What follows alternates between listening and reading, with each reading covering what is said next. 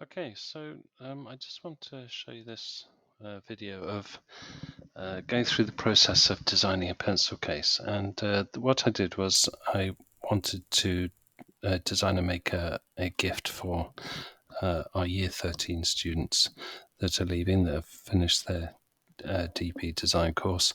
And so we thought, why don't I design a pencil case? So the process I went through was, first of all, a design brief, which is basically, I've just told you that. And secondly, I went on to do some sketches, very brief sketches, just to kind of figure out some things. And then made a sketch model. I only made one sketch model. I just made it in paper. I just cut it up and taped it together. And then I went into CAD using techsoft 2D and made a prototype, and then the final laser cut design. So that's the process that we went through. Well, sorry, I went through. So the first thing I think would be a good idea is if I show you the photographs of the things that I did. So this is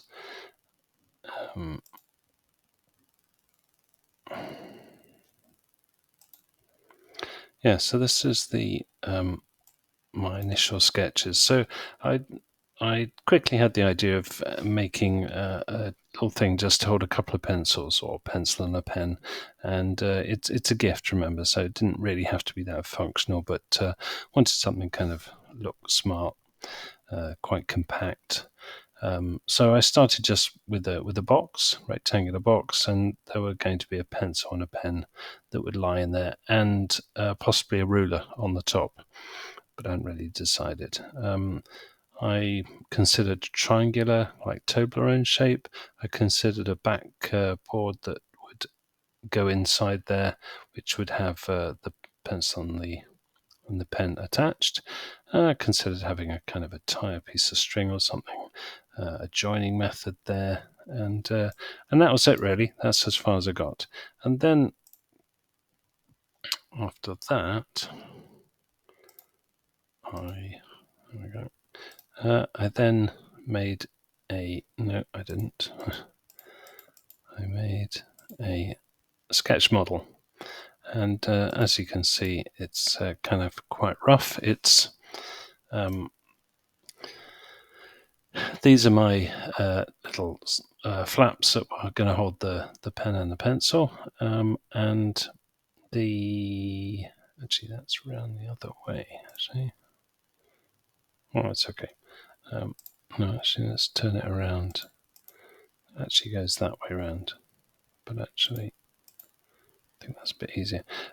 So I wanted to close the box. I wanted to have just one fixing method that I would add, and I went for a kind of a push stud, which would go there. I thought it needed some extra strength, so I had these long things that went along the back, which were going to hook together, and these two arms were going to hook together to make a stable structure. So that was there you go, there's the pencil in there. Now it's the right way around. So these are the two things are going to go on the back, and then these are going to fold over. There you go. So that was my locking mechanism, which I was going to get for nothing because it's just the shape of the plastic. And then these, I don't think I've managed. Yes, and then that locks over, and there would be the push stud. Okay, so that was the idea. So if I just get rid of that. So the first thing that you need to do is make sure you open version 3 of techsoft 2D. So on your school laptop, if you type in V3, you will get version 3. Okay, so open that. There we go. Now there's a couple of things you can do to set up. For most of you, you've used this before, but if you're totally new to this, then if I just give you a quick guided tour, on the left-hand side here, there is the toolbox. And one thing you have to know is that when you push down with the mouse, left-hand button on the mouse, you get a load more options as well. And each one has a written description above it. So this is for drawing lines, and that's a That's to draw a closed Bezier curve, so a kind of a curve shape where the two ends are joined together, which is really useful if you're going to laser cut it, because it will cut the thing out for sure. And they've all got other menus. So one that we're going to use is going to be mirror. That's just there. We might use selected anything. There are some other things that we might use. Definitely line, rectangle, circle, and so on. Over on the right-hand side, you've got the viewing ways of viewing. So viewing, zooming in and out, and this one's quite interesting. It's called media, and it brings it immediately to that view. So if you do that and go to media, it brings it back. So if you some people lose it, their drawing, and that brings it back to the so you see the whole page. And the others we'll see as we go along. This is really important, the grid lock and the step lock. Now, if I double click on the step lock, you've got the grid lock and the step lock settings. So the grid lock is this grid, all these dots on the page, and they're by default 10 millimeters apart, which is great. You could change that to 5, so I suggest you do that. It gives you a little bit more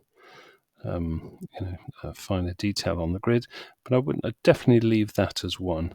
And some people like to change it to let's see, lines, and some people even like to change the color to a blue color. You can do all that. There you go. If you don't like that, you can do your own settings. So that's a 5 millimeter grid, and I've got it on step lock, which means if I start to draw something, it'll be 5 increments in that square. Okay, so let's get going. So I suggest that you, when you start using this, if you start following the tutorial, that you actually have it going at the same time, and